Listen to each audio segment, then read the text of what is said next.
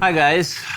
Welcome to another episode of Talking with My Mouth Full. Today, we're going to do an ode to the business of food, and I'm really thrilled to have on our episode today Pooja Dhingra, who's also known as the Macaron Queen of India, or who I like to call Macaron Mama. I'm going to get hammered, I know, but that's that. Hers is an interesting story. She started as a pastry chef and making macarons in her company Le 15 Patisserie, and now all the way to through cookbooks and various other things into now being a judge on MasterChef. She's an interesting conversationalist, so let's jump in. Hi guys, I'm Rahul Akerkar, talking with my mouth full as usual. And I'm here today with the one and only Macaron Mama. I like that.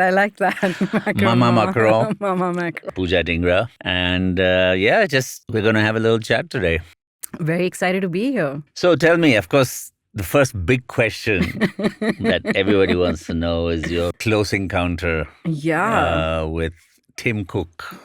It's unreal. From Apple. Yeah, it's unbelievable. When I found out that he was going to actually come to my kitchen. How did that happen, by the way? I could tell you the real story, but then I'll have to kill you. Okay. The story is I tweeted to him and then it was arranged for him to come to the kitchen. But when I found out that he was actually going to make it, I couldn't believe it. Wow. Yeah, I called my mom. I said, I can't, this is really happening. And till it happened, we didn't know if it was actually going to happen because of schedules and timelines and security and all of that. And then it did, and it was the most zen moment and the most present. Like he was just, the minute he walked into the kitchen, like before he came in, I was really stressed. And then he walked in and it was just like this sense of calm. Wow, nice. And zen. And he was just, I think it's such a lesson for any kind of leadership role, how to be. Like he was just fully present, 45 minutes there, really curious, asking the right questions, really caring about what you're saying. He spoke to the team, obviously ate everything. I think it's like top 3 experiences of my life. Tell me, you trained as a chef and then you came back, you worked for a bit as a chef, and then you walked away from it. I mean, from like being an active chef in a commercial kitchen, working all that.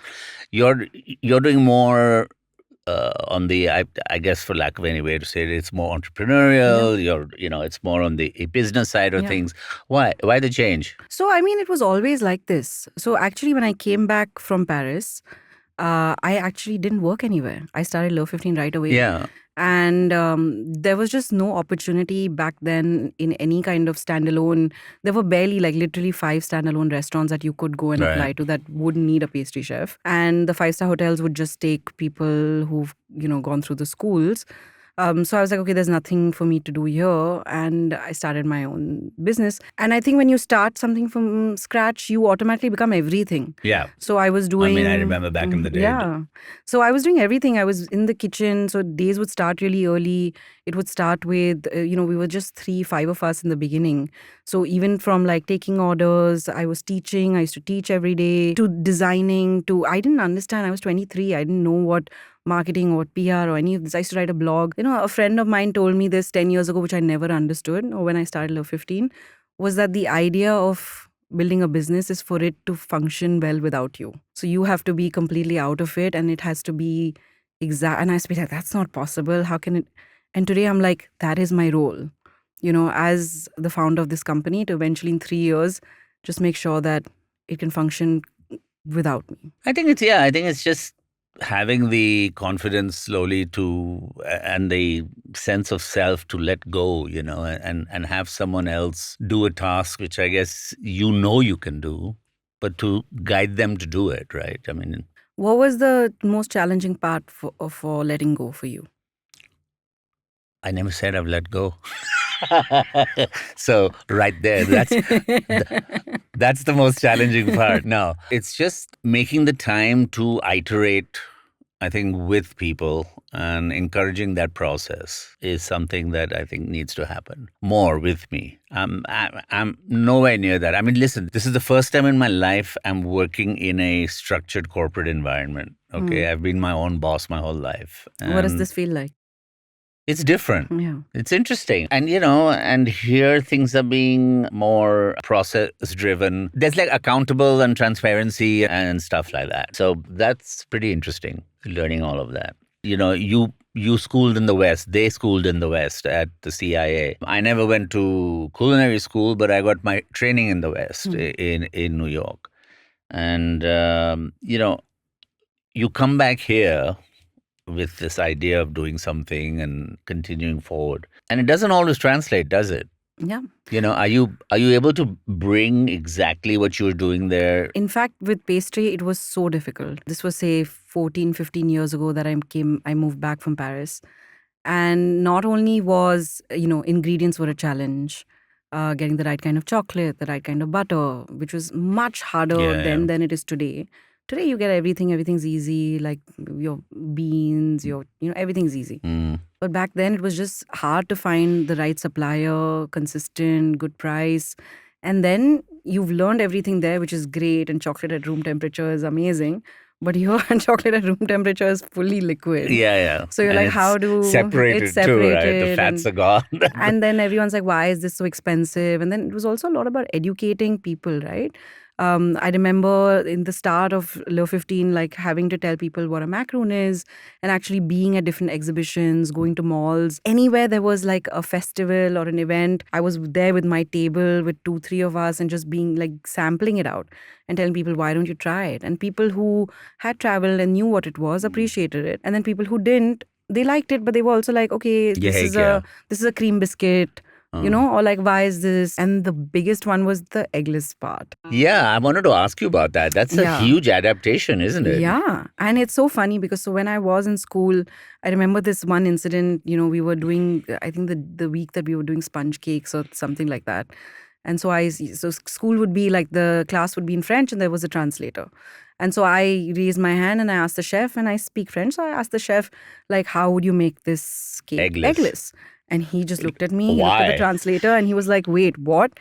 And then the translator, and they went for like 15 minutes, like, oh, and you're taking out the protein, and then you need a binder, and then and everyone's like looking at me like, why is this girl asking these questions? And then I was like, welcome to India, Yeah, I was like, I'm going to go ask my mom because she makes it at home all the time. And then I came back and I was like, French trained, and why are all these people asking me to make eggless cakes? I'll only make the proper French style and I'll do this and that. And I used to get really angry.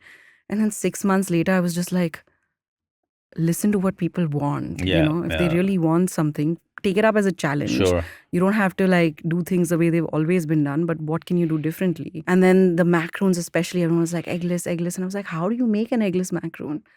And then I was like, okay, you know what? We're going to do this. And when we made it 3-4 years ago, I was in Paris for something, and I met Pierre Hermé, who's like the chef that inspired my entire journey. And we were sitting, and I had written a book called Can't Believe It's Eggless, which I presented to him. And we're sitting eating macaroons together, and he looks at me and he goes like, Pooja, I've been trying to make vegan macaroons. How are you doing it? And I was like, I cannot believe I'm sitting with a Picasso of pastry. And who's asking you something? Who's asking me how to make the eggless macaroons. So like, did you give him the same answer you gave me? Like, I could tell you, but I'd have to kill you later. No, I told him, and then he wrote the foreword for my next book. It was really sweet. Well done.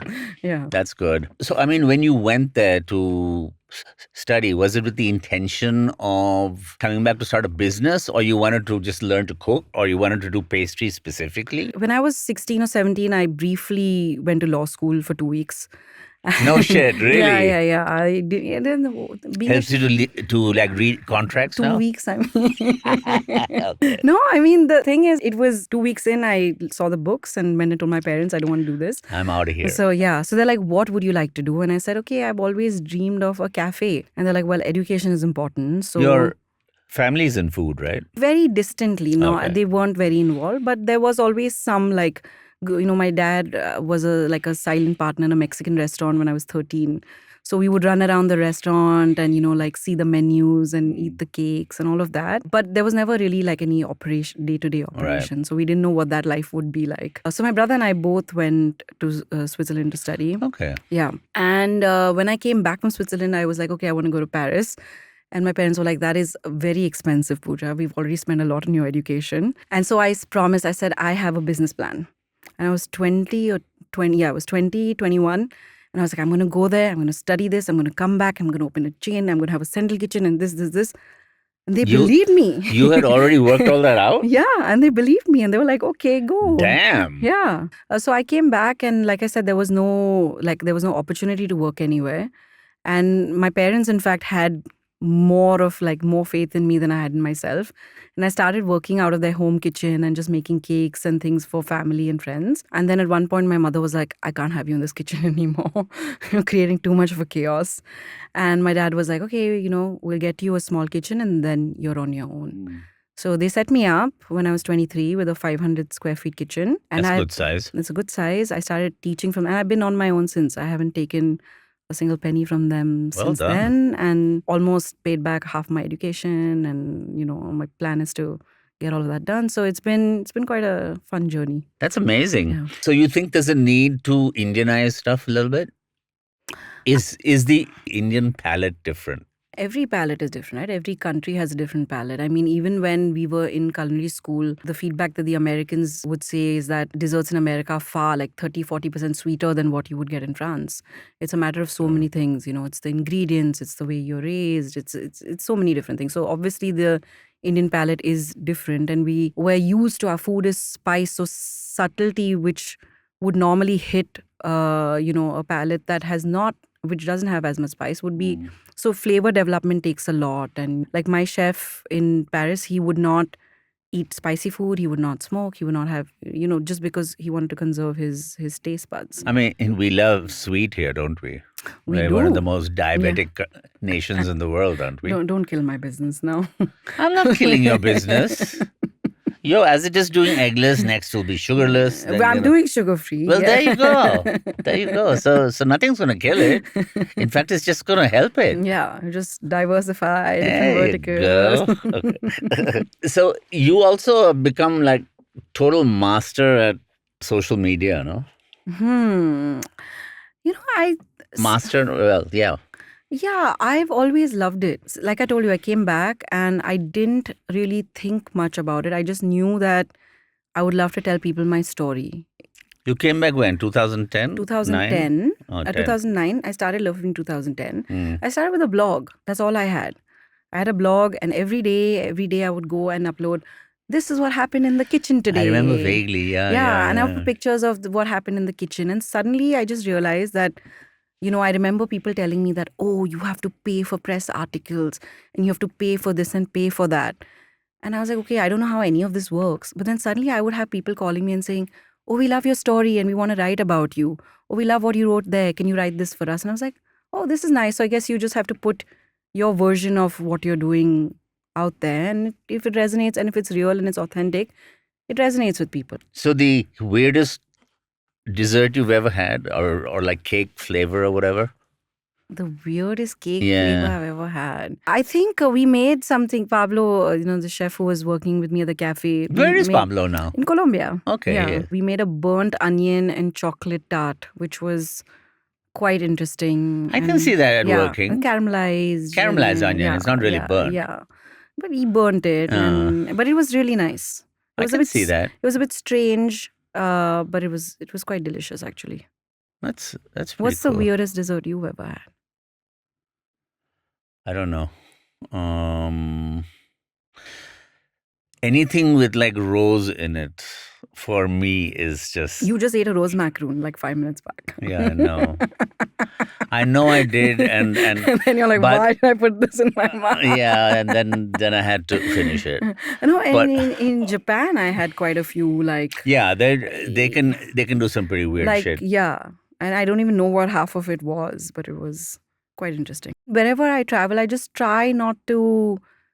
I'm not the person who'll make like this list of have to eat here. I usually know somebody in that country and I'll like, okay, why don't you Feed off take them a little me? bit. Yeah, you guide me and tell me what to do and what would you think I should try. But so I actually want to ask you, how the fine dining landscape in the country has changed in the last 10, 12 years. It's not so much that the fine dining landscape, I think the Just dining the landscape dining, has yeah. changed. And then obviously the delivery model has changed everything. Yeah, And that's of course screwed everything up. Which is, well, it's not fair to say that because I just had a great burger I a mean, little while ago. It's great for the consumer. Yeah, it's good for the consumer, but it's no. And I think what's happened now is that, and I think COVID did that, is that people finally maybe really started looking at what they were eating with through a lens of actual observation, right? In some way, whether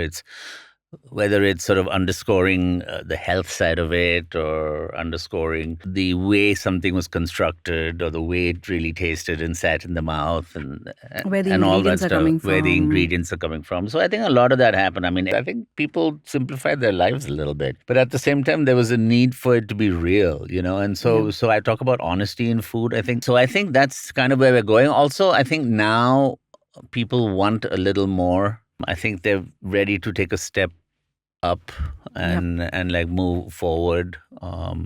We will eventually get to at some level fine dining, or really what's going to happen is I think the whole market is just going to open up to where you have something for everyone, from street food to haute cuisine. Maybe at some point you will get Michelin coming here and all these other things. I don't know if it'll happen now, but I think at some point it might. What about you? What do you think? Where do you think all this is going? Looking at what products of yours are selling and what are not, and I mean, do you sit and analyze all this? I do, and I also feel sometimes I'm torn between, we're in pure indulgence, and then everyone is moving towards health, and is sugar the next tobacco? And then if that happens, what are you doing? And then it was like everyone just wants to be healthy or pretend that they're being healthy. But I think in the last 3 years, especially since COVID, I've had a lot of time to really think about what I want to do. And I think part of it is to find a way into every pantry in whatever shape, way, or form. So we're constantly working on that. And the second thing that I'm doing, which I'm really excited about, is building a pastry school for girls that can't afford a culinary education. Oh, wow. It's a small group. It's 10 girls, 3 months in school, 3 months in our kitchen. And then after that, we'll place them in different kitchens around the country. So for me, it's about these are for underprivileged people? Underprivileged, or girls that want to, go to culinary school, can't afford the education. Because I think for me, growing up, being a chef or being in this industry was so, you couldn't look at anybody and say that's the path I want to do or that's who I want to become. So I think education is a big way of giving back. It's needed here desperately. What would you want your legacy to be? Is that something you think about? No, I don't. I don't ever think about it, to be honest. If I'll put it this way, I'll tell you a couple of stories which kind of really, you talk about a legacy or anything like that. So when we first started Under the Over, and I had some of the kids coming in working with me from catering school and whatever, I'm not going to say who it is, but, I was talking about back there work ethic and carrying your weight and,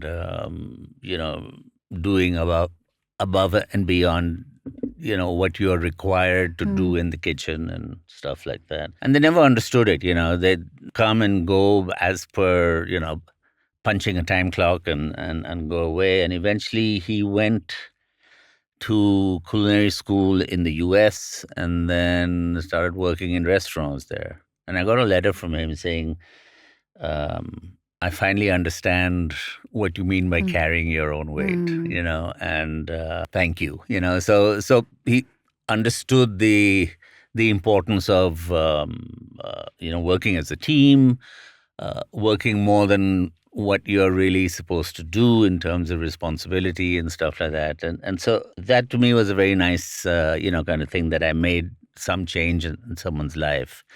The other thing that we used to do a lot back in the Indigo days is we worked closely with Salam Balak, the trust that was Correct. started by Meera Nair and such after her film Salam Bombay came out. I mean, they were the idea was to rehabilitate, if you want to use that, street children, and we at any given time had I don't know 8 to 12 of these kids working in various kitchens of ours, older kids. Yeah.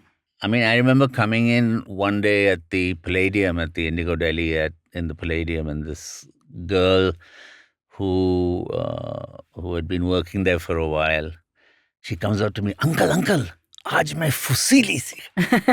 And I mean, and her eyes were like on fire and glowing, and there was this excitement and all that. And we had one of the kids come off this thing, who's now an executive or was an executive sous chef on a cruise liner going around the Mediterranean. You see more of Europe than I have. So these to me are great little stories. I mean, it kind of makes you feel like you've done something worthwhile, right? When you're able to make that much change in someone's life. Other than that, I don't know what I want my legacy to be. But I don't think about it. That's exactly it, right? The lives you impact, I think that is bigger than anything else. Yeah, it's I think it's not so much about, I guess, packaging nicely by saying it's what you give back. To me, that's just, in a way, putting it that way is kind of lip service, but No, okay, so I'm a big Oprah fan, obviously. And one day I will meet her and I will chill with her. You will. I know it will I'm happen. manifesting it. I almost asked him cook. I was like, can you take my cookbook to Oprah? And then I said, he would have done it. I know, but I was like, calm down, Pooja, So she says, when she would talk about what her legacy will be, and she's like, oh, because she has this school in South Africa. And she said that, my school will be my legacy. And then Maya Angelou, who was her sort of like mentor friend, was like, that's not what your legacy will be. Your legacy will be every life that you have impacted through your own journey, and the stories that you have told, and the people who have. And I'm one of those, right? And that is part of your legacy. So I think that I know so many girls who come and tell me like, we went to culinary school because we saw you and we thought we could do this too. And like young girls, and I think to me that is the most exciting thing. That was such a great ode to living. Yeah. This has become a different podcast. Okay, but wait, can I ask you one last question? All right. Why are you doing this podcast? I knew you'd ask me that. Fuck if I know. No. It's to me about conversations around food and such. And I actually started listening to podcasts. My sister got me listening to podcasts during COVID. Yeah. I never listened to them before. And I'd go on walks every day. The best. Like this 5-6 kilometer 1 hour walk basically, and it was perfect time for one podcast, at that point. And it's reflection, and it was great storytelling, and it just made me think that this would be something fun to do. And I've listened to your podcasts, I've listened to many others, and it's just fun, the fact that you can engage people and have others sort of live or be included in that engagement, and I think it's very interesting because you learn so much from the way people think and the way people do, and it's like looking at TEDx talks or all this stuff. It just sort of expands the way that you view your own life and how you engage with it. And so I thought, let's just jump on the bandwagon. Well, we're very glad that you did. No, it's it. So I mean, that's like kind of why I decided it'd be fun to do this. Awesome. And I'm still a newbie at it. Okay, You're completely. Great. No, Come I'm still on. figuring it out. I'm still figuring it out. So No, you're great. Thank you. Thanks, Pooj. It's great having you here. Thank you for having me. You finished all the macaroons, so there's nothing I've left. been talking with my mouth full. Hey guys, I hope you enjoyed that last one with the lady of the moment, Master Chef Pooja Dhingra, as we talked about the business of food. I'm Rahul Akerkar. Fuck, that's cold. Talking with a mouthful. I'll see you next week. IVM